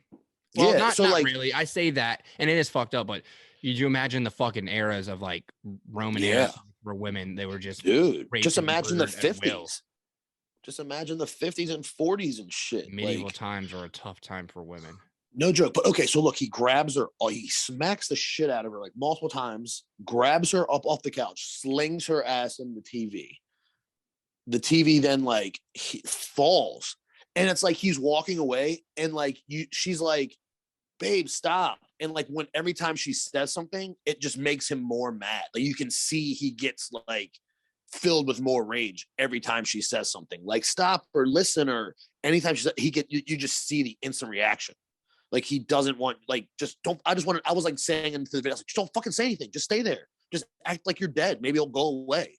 You know what I mean? Like, he wants the engagement. Like that rage. And at one point, so he throws her in a TV falls on her, and he asks her about something. So she slipped up. She talked about something she shouldn't have talked about with people. And now that business is out there, and that's what he's mad about. You can tell, or that's what he says from what I get from it in the video. But what's crazy about one part of the video is she's on her back, and like he's like looking for something to like either hit her with. But it looked like he was grabbing something to shove in her mouth, because like he grabbed food, and like you could tell he was going to shove it in her mouth. And like just the way he stood over top of her, it was pretty fucking terrifying. Like a grown man like standing over top of a woman like that. And then like he does something. He picks her up. I can't remember. He picks her up, and then like you get this other angle. Like she's got another surveillance camera in the house, and dude, he fucking DDTs this woman, picks her fucking up, and slams her through a baby bouncer. Like right on the floor, like slams her through a fucking baby bouncer. And she's just on the ground. Like, what the fuck? And he has the nerve to say, he's like, bye. He's like, bye, Pookie, love you. And then shuts the door. Like, he says bye to his son after he just damn near killed his mother. Like, it's crazy, bro. It's one of the most intense, crazy videos I've ever seen in my life. What's the baby doing the whole time? On the couch, just like, it was like 5 months. I don't think he's mobile yet. 4 or 5 months. I don't know. Definitely, I mean, aware, I'm sure, but won't remember. You know what I mean? But I'm sure he's fucking aware. So you know. Let me ask you before we get off this: did that trigger you more, or the Philadelphia rape? Trigger. Well, the problem with that woman is truly defenseless. Like she's by herself in her home. Yeah. And then you have this scenario where other men are present and doing nothing. Yeah, that's what I think got, because when you brought that up last time, you saw how I got. I was ready to go. And not that I'm not now when you're telling me about this video. But yeah, both are pretty upsetting. But I mean, it's like, holy fuck. To see it like in real life, not a movie. You know what I mean? Like to see that happen to someone. And then the worst part is knowing that's going on all over the fucking country. Without cameras, right. Without cameras and people in power that are doing it. And my biggest thing too is sometimes the child does get involved. Oh yeah. Which is like heartbreaking, right? Mm-hmm. Oh, I mean, or there's so many different scenarios. Don't get me down this road. Like a step parent and like that's your blood parent, but that one's not. You're like, don't fucking touch my mom. You know what I mean? And like then he's hitting you. Like it's so crazy. And then they just, what are they? I don't know the syndrome that it's called or whatever, but then they get so conditioned to be in this thing, like, oh, he won't do it again. Like, and they just lie to themselves because like they're like almost like, I don't want to say brainwashed, but you know what I mean? They get caught in this cycle where they can't leave or they can't escape. Cause then like, he's like, you fucking leave me, I'm going to kill you. And you're like, what the fuck? Like, yeah, I know you've heard about that shit before. Like it's just so crazy, bro. I think like, those what do type you of do? men are cowards, bro. For real. They're just the weakest of the weak. Any man that puts his hand on a woman like that, you're weak. You're weak. It's wild. If you need that, you have that built up aggression, you need to let it out or something like that. Why don't you go fight another dude? That's such weak. Even that's not safe. Dude. I would like if I ever saw that shit in public, bro. You see those videos where they set him up to see people's reactions. Oh yeah. And then you see how people don't do shit when they see it. They just stand there. Yeah, like fuck that. I don't care if she did this, she cheated on you. I don't care if I know the story. Don't put your fucking hands on a woman in front of me, bro. That's wild. Tell my chick to take the kid. You keep walking, you don't stop walking. And I address the situation. I can't walk past that. I wouldn't be able to walk past that. And I'm no hero. I'll probably get my shit split 90% of the time. But I've never seen it in public. No way. I've seen fights. Broke up a fight. We were at the bar up here when we first got up here. And I missed it, but my chick saw it, and she played fucking hero. This thug, she said his chick said something, and he straight up grabbed her by the back of her fucking neck, start shaking her around, and then drug her out the fucking bar. And my chick goes running out to the parking lot. I'm like, no, where are you going? Like, what the fuck? But yeah, it's crazy that shit happened. I don't know, man. Let's talk fucking hockey. Well, I'm gonna edit the fuck out of this. I think. Yeah, this is a long one. This is like an hour and a half. Well, we bounced all over. We started talking about Movember, Austin Matthews shaving his mustache for a good cause. Then we start talking about men's mental health, which leads to holy shit, domestic violence. Hey, listeners, if you're still here, which a lot of you aren't, thanks for listening. Thanks for listening. This is what it's about, though. That's why I like long form conversation. It just goes. Man, I'm all sidetracked. I can't even think about hockey. I'm like thinking about fucking all these scenarios. Haven't seen the video. I kind of want to go see it now. But then I know it's going to change my whole attitude for the rest of the night, so I probably not. Yeah, that's what I mean. I'm in a weird place. I'm in a weird mental space. Yeah, so let's go ahead. We'll start talking about the NHL again. I want to dive right into, before we touch on the division, let's talk about the league leaders of individual players. Right now, the points have to be talked about. Leon Draisaitl is fucking lighting it up. 35 points already on the season. We're a quarter 18 games? It's unreal. 35 points. And you got to know who's in second. Yeah. Connor McDavid, 32. That's so crazy. It is. It is crazy. It gets a little crazier, not too, with number 3, Alex Ovechkin at 30. But under him, Nazem Kadri, 4th place in the entire NHL with 23 points. Then Troy Terry. Kyle Connor at number 5 with 22. Johnny Gaudreau. Kyle Connor tearing it up. Yeah. Johnny Gaudreau, 22. And Evgeny Kuznetsov with 22. The big guys are all down low. Brad Marchand, Duchesne, Stamkos. Boston's in a bit of a weird bubble right now. They're kind of on the struggle. Definitely can't count them out. But no, there's definitely. I mean, I don't know what is. Edmonton's 13-4. They're putting up points like that, and everyone's saying that this is a different Edmonton team. Their other lines are coming alive. Yeah, they got Hyman. They got fucking Nugent Hopkins, who's also high up in points. Like, it's the real deal. They might be coming together this year. I don't know. This could be a different Edmonton coming playoff times, man. I'm kind of excited for them. Yeah, we'll see how it plays out. Goals though, Leon is leading the goals too with 18. It's so crazy. Alex Ovechkin with 15, and then Andrew Mangiapane for Calgary Flames with 15. The kid is talked about for the Olympic roster for Canada. We talked about it before. That's huge. He's off to a hot start. Scored his way onto the Canadian roster, which has got to be one of the hardest rosters to make. You know who also has been talked about for the Canadian roster? Tom Wilson. Really? Yep. Wow. There's been talk. Tom getting some looks. I mean, you gotta really think about it. You gotta ride the guy that's hot. You can't just go with the big names because of the big names, because what if they're having an off year, you know? But also, you know, if you got a guy like Tom Wilson who has now developed the better half of his game of scoring, and you know he can be a fucking feared enforcer. What do you think he's going to do to teams like Finland and Switzerland, all these little smaller guys that, you know? There's not a lot. I mean, there isn't a lot of big hits in but Olympic the fact hockey, that you have him out there is what I'm saying. Yeah. Well, your thought process is going to be completely different when you know Wilson's out there when you're going to try to make a move across the middle or something. Right. Regardless if it's going to a heavier game like the NHL or not. That changes everything when you have a player out there like that. I agree. That's a good stance on Wilson for the Canadian squad. Yeah. I like it. It'd be good for him. Be a good accolade for him, for sure. Oh, for sure. Stanley Cup winner and now Team Canada. That's huge for that guy. You got to then start talking, you know, long term. You got to get a look for Hall of Fame, right? Win the Stanley Cup, make Team Canada. You got to expect them to finish in a medal.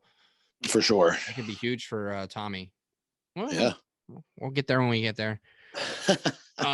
Face-off percentage right now, best in the league. Patrice Bergeron. Time on ice, Thomas Chabot from Ottawa. Shorthanded goals, Riley Smith from Vegas. Power play goals, Leon Draisaitl with 9. Plus minus, Lindholm from Calgary, followed by Aaron Ekblad with 17. Nick Jensen third on the list with 15. So that's crazy. 15. Yeah. Assists, Connor McDavid 20. Ryan Nugent-Hopkins 18, and then Ryan Getzlaf 18. Anaheim up there with the big boys, eh? You're passing the guys like Trevor Zegras. Yeah, no shit. We'll touch on goalies real quick, and we'll dive into teams in the divisions. Goals against average, Jake Oettinger from Dallas, 1.43.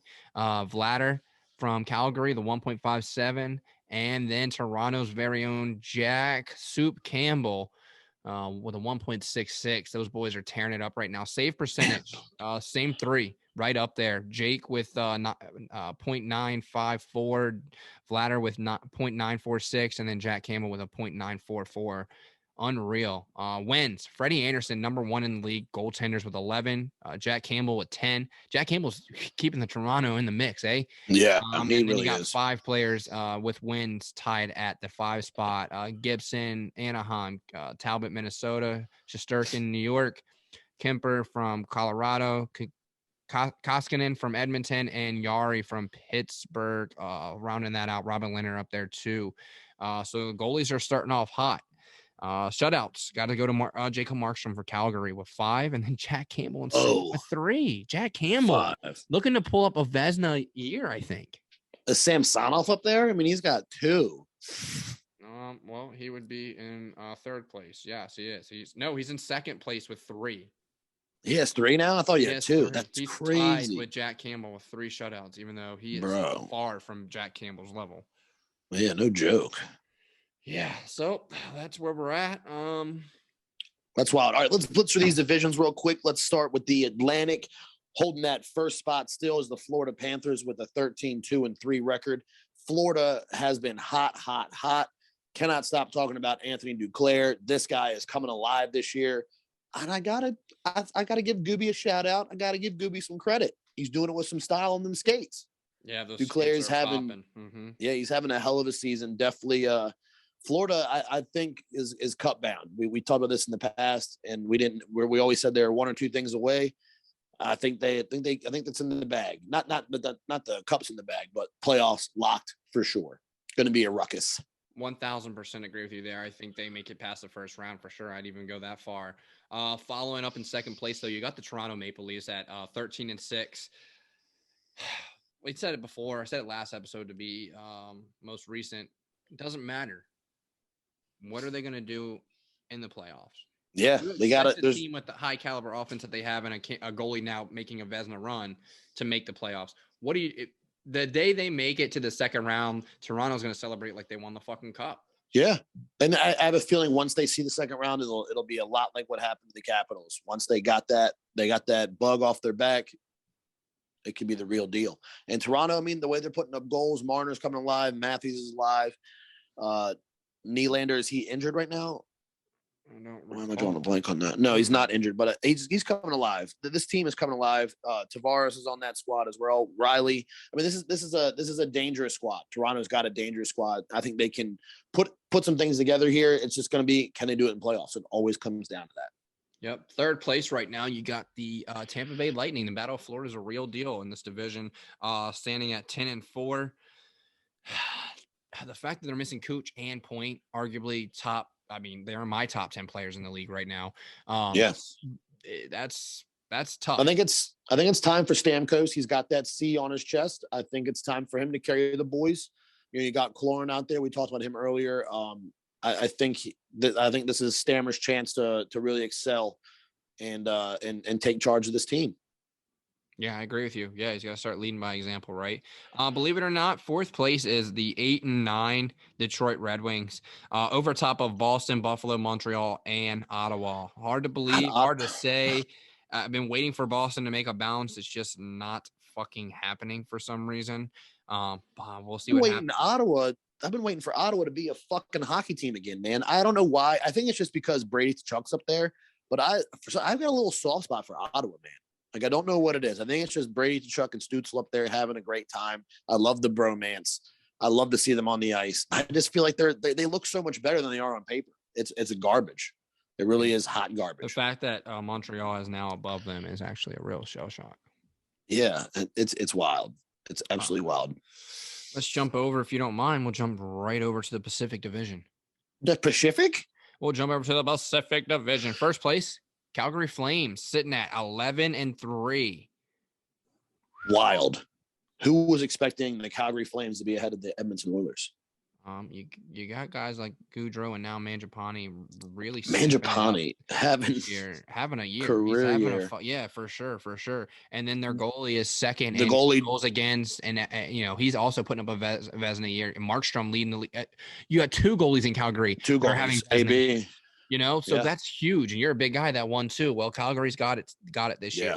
Tkachuk also a real fucking menace on the ice, physically and on the scoreboard. I like Calgary's chances, and this just leads to the number 2 spot. The Battle of Alberta is also. I think these are some of the best rivalries we've got now. Yeah. Battle of Florida and now the Battle of Alberta. Edmonton 13-4. With the two best players in the league right now, McDavid and Draisaitl are really tearing it up.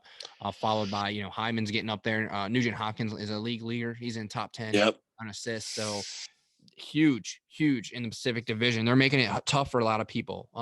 The surprise here, though, I think is number 3. We can agree. The Anaheim Bucks.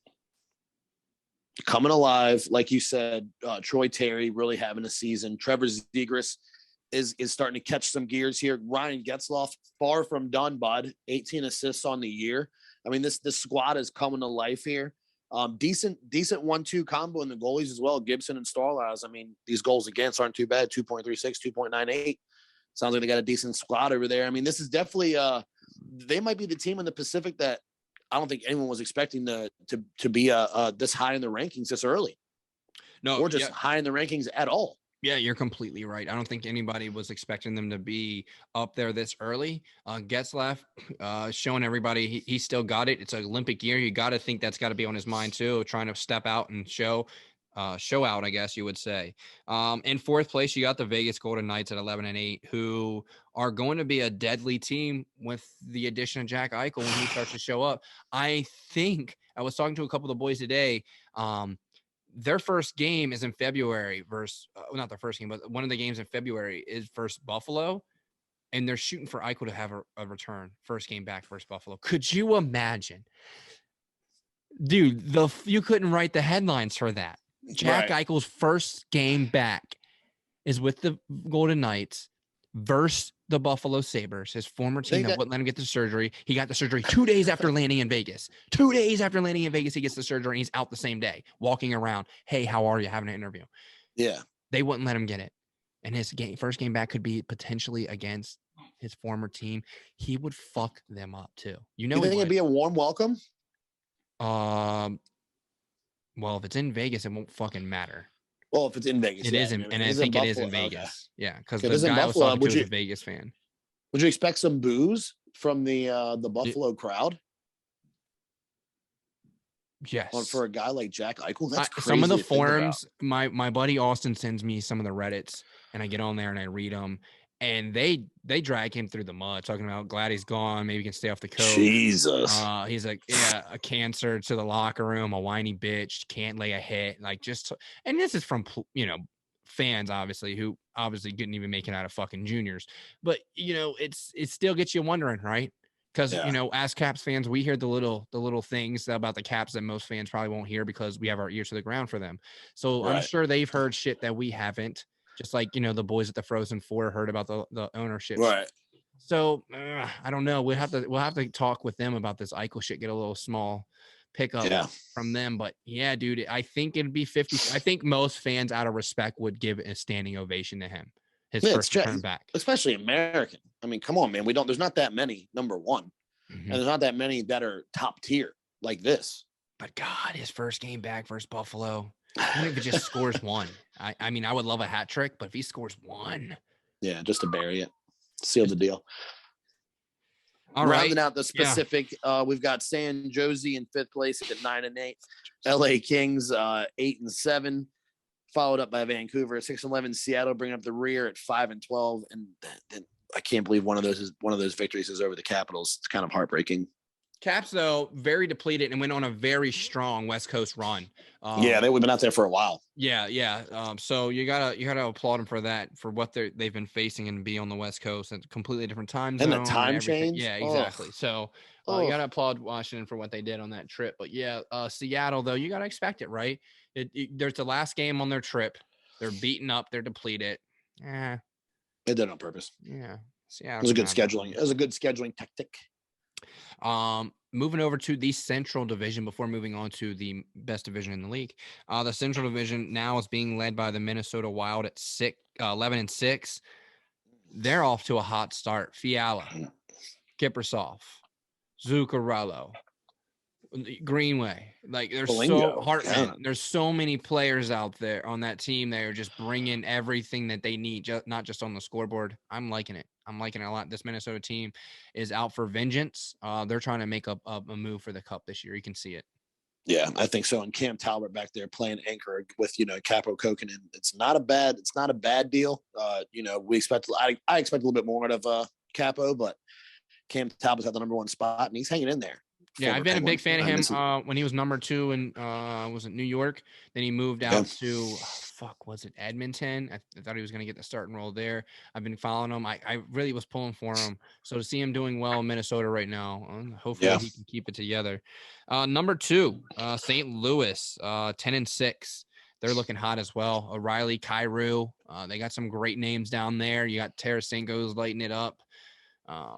Tarasenko's having a year, man. Yeah, Jordan Bennington, though, is still a fucking nutcase. But I guess all pro goalies. This guy's wild, bro. Swinging the stick, bulking. I like it. He's going to get into a mix, though. Someone's got to come down and give him a little goalie till. Yeah, maybe. It's like a good goalie fight. Been a while, right? We need one of those, eh? Fucking the old leather. That's so much padding. So exhausting.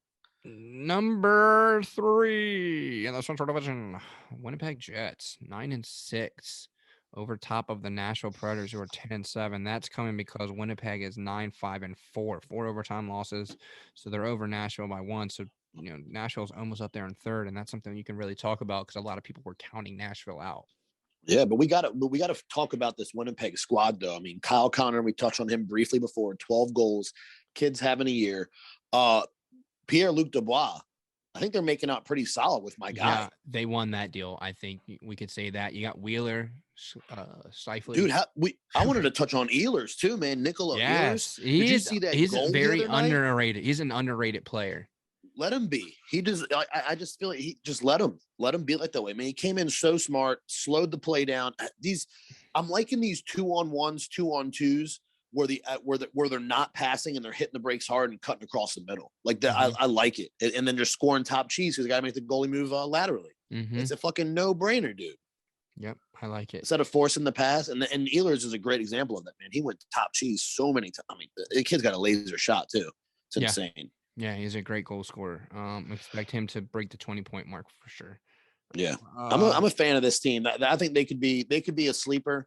I think they're going to be on that bubble spot 3, 4, 5. I feel like coming down, but I think they could be playoff bound, man. They really could be. Yeah, no, I completely agree with you. Moving on, number 4 spot, we just talked about the 10-7 Nashville Predators. Rounding out the bottom, though, it's hard to kind of say this. Colorado in 5th at 9-5. You got Dallas at 7-7, Chicago 6-10, and then Arizona 4-13. That's tough, bro. I see they're talking hard about Quebec getting a team. That might be the move. Yeah, I've heard that too, and I've heard it's getting more possible by the day. I don't know if it'll be a team relocate or just the funding's coming from, local officials. I saw, the government. But now, so here's the thing: if the government owns the team, how does that work? What are we paying admission for? We bought the team. Like, if I was a tax-paying citizen of that country, I'd be like, I'm not paying to go see a game. I built the stadium. Where are you getting $2 billion from? Like, you know what I mean? Like, it's crazy to think about. Yeah, right. Let's not go down there. Let's not go down that. Well, yeah, we'll have to touch on that at a later date, folks. Yeah, let's get some more information, then dive down that hockey rabbit hole. All right, last but not least, the toughest division in the NHL, the Metropolitan Division. Weird flex. The Metro. And it went. And number 1, 14-2 Carolina Hurricanes. Dude, Carolina. Storm surging their little lives away in Carolina. Yeah, they are the real deal. I could see a conference final being Carolina, Florida. That would be scary. That'd be. What's crazy about Carolina? I expected a better game when they were both undefeated going into the regular season game, but a playoff matchup with these teams, the way they're still playing, that would be fun. Best of 7. What's crazy too is that the wealth is spread all around here in Carolina. You've got Svechnikov, Aho, Tony DeAngelo. Really, you talk much about him as big comeback. Oh my God, excuse me. Trocheck, Treverian. A lot of everything's passed around here in Carolina. All these lines are scoring. And then you got Freddie Anderson coming in big, 11-2, goals against 1.89. What?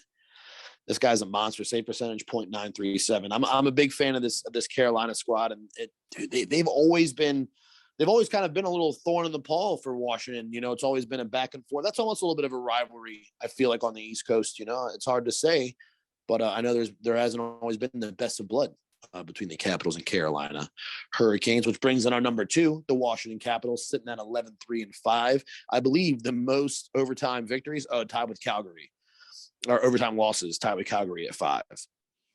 Crazy. We'd love to go to overtime. Still stealing points though. I ain't mad. We'd love to lose in overtime. Yeah. And our goalie situation is still shit. Is it? I mean, Sammy's over here catching shutouts, bro. He's still at a 2.11 goals against. Can we at least get into the ones before we start giving this guy's praise? Like, fuck that shit. I'm not praising my guy. Let him build value. Trade him. Yeah, no joke. OV having one of his best career starts ever to a season. Arguably a career year, maybe, if he continues it. I mean, he's at what, 30 points already? 30 That's points crazy, already. Bro. And we've played, what is it, 18 games? 19 games. And he's got 30 points. If you don't think he's making a run for the Rocket, you're an idiot. Yeah, it definitely doesn't make sense. Bring up that third position right behind the Capitals, though. The New York Rangers sitting on 11-4-3. This is another dangerous team in our division. I don't know what to expect of this team. Panarin, Fox, Kreider. I mean, these guys are Zibanejad. There's a lot of wealth spread around here in New York too, man. I don't know. This could be a dangerous squad. Yeah. And, this goes back to touching on where Buffalo is. That they're kind of a player away. I think Alex Tuch gets healthy and can make a real difference for Buffalo. But they just played Buffalo, and it was a 4-4 game, and they won with 0.4 seconds left in the third. So that's a game you expect a high caliber team to seal, not go back and forth 4-4. So I think they have some kinks to work out. However, being third in this division says a lot. I agree. I definitely agree. Columbus coming in at fourth at 10-6. That's huge for Columbus. I was never a Torts fan. I kind of pulled for Columbus since they've got Laine, Textier. They got some players over there that I. Is Laine hurt? Is he hurt again? I don't think so. I think he missed a game recently. His father passed. Oh, yeah. Jeez. Shout out. Sorry to hear that. Yeah. But no, I don't think he's injured right now unless there's something I don't know about. In fifth place, Pittsburgh trying to make a comeback. We're floating at the bottom once again. They're now up there and only 2 spots away from a playoff spot. Yeah. 1 spot away. I'm sorry, in fifth. Then you got Philly 8-5, New Jersey Devils at 8-5, and the Islanders at 5-8. New Jersey Devils. A lot of talk has been about PK Subban here recently. He's gotten dirtier and dirtier by the year. Is that him compensating for the fact that he's getting slower? That he's not as good as he ever once was. I don't know though. There was a lot. He was a great defender in this league at 1 year, and he was an explosive offensive defenseman that could lay you out. And I understandable PK in his prime, but as of now, no. It's taking dumb penalties. I don't know if he's trying to injure guys or what. He has injured guys. Year. Ryan Reese, he injured a guy who's arguably his season's over because of PK Slewfoot. Yeah. The Slewfoot's been insane. The fact that he got away with 2 of them before anything was said, because it's pretty blatant. And a Slewfoot, guys, for those of you, if anyone's still hanging on who doesn't listen to hockey, a Slewfoot is fucking dangerous, because when that happens, dude, you fall on ice, man. But when you lose your balance like that and your other leg catches an edge and it gets caught up underneath you, or your arm goes back, it's fucking dangerous. It's dirty. Really no room for it in the game here, Silk. Yeah. Not a fan of the Slewfoot. I beat the shit out of somebody if they Slewfoot me. Bro, the last one was in Slewfoot. It was a Richmond Robbins, and this fucking 16-year-old kid Slewfooted me, and I was like, I want to knock your fucking face in, but he was like 6'6", and I was like, whatever. You win this one. It hurt though. He Slewfooted me center court. This was on roller, and that's I landed so hard flat on my back. It's always the guys that are like you're better than that. Like a guy that's 6'6" obviously doesn't have to fucking Slewfoot you. Like, no, yeah, just a dirty player. It's just like a dick move, right? And it's like, you don't need to do that, Yeah, that's a career ender, bro. You get your leg caught up underneath you like that, blow your knee out, blow your knee out, concussion, maybe you hit that ground hard. You're not, when you get Slewfooted, you're not expecting your legs to be swept up under you, and you fall so fast, hard. So yeah, completely agree with you. That rounds out the league. Anything else you want to touch on? We went by quick on the Caps. I think we did it. I think we got it all in this one, bud. This was a long one. Got some editing. I don't know. Maybe I just leave it all and let everybody know that we're really yeah. It's been a while since we did conspiracy. I think you're right, and that's why we get lost every time a little topic comes up. I planted the seed last week. You fucking did. And you watered the seed this week with the video out of random. I don't even know how we got to there. So when I'm editing, I'm going to be like, oh, that's how. You just brought it up. Oh, did you see that video about that dude beating the shit out of that girl? Like, geez, what are we at? I just realized I wasn't using the best table. I just realized I wasn't using the best verbiage. Like, I was like, he tossed her ass. I shouldn't have said things like that.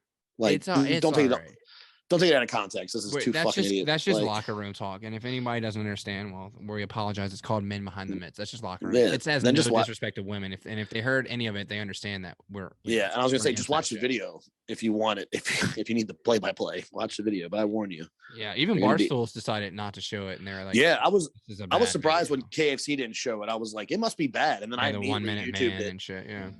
I immediately YouTubed it, and then it was like, this is like, they're like, we put the graphic, the multiple things I saw said, we put the warning label on a lot.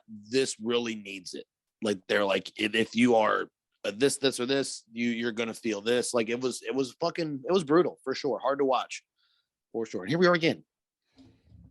Giving this guy way too much fucking attention that he deserves. Yeah, let's get out of here. Fucking, I don't even know. Let's get out of here. It's been real, everybody. Silky Mitts Hockey Club. This drops on Thanksgiving, so I hope everybody is having a great Thanksgiving day or had a great Thanksgiving that's listening to it the next day. Yeah, catch us on the drive. You know, I know you got some driving to do. You got to go to her parents' house, your parents' house. Play this in front of your girlfriends, maybe. Skip a few seconds here and there. Skip a few. Everything's fine. But thank you for joining us, guys. I hope you guys have a great Thanksgiving. We will be back next week to touch on all of the food I'm sure we're going to not destroy. We're just going to look at it. More hockey as always. Christmas is coming up. So yeah, got to check out silkymitshc.com. The latest threads are dropping. Women and children. Big drop coming this Black Friday. Huge sales. Buy this, get that, save. It's the best time of the year, folks. Come on, folks. Get your drippy. Get your drip on. Until next time. Pass out the drip. Sorry. See ya. Be well.